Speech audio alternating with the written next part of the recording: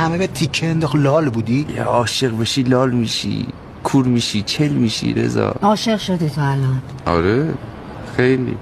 تو همچین مواقعی آدم نمیاد تصمیم احساسی بگیره که قربونت برم. دیوونه است بابا این.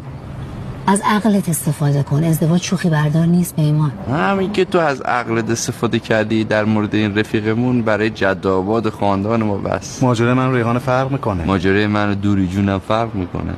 بس پیمان جلو نیا الان میخوای بیای تأثیر بذاری. من میدونم یه سوال.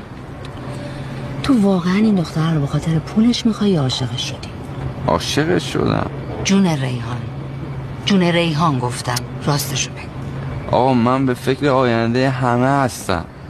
من دارم تلاش میکنم سرمایه جذب کنم. نگفتم یه فکرایی تو سرشه بابا. پیمان خان شما سرمایه از دست نده، سرمایه گذاری پیشکشه. اون دختره چی شد؟ اونی که با سرمایه گذاری آورده بودی؟ دختره گم شد. آب شده رفته تو زمین. با خراب نکنین شب گفتم عقلتون رو ندیم دسته این گوش نمیدیم دیگه.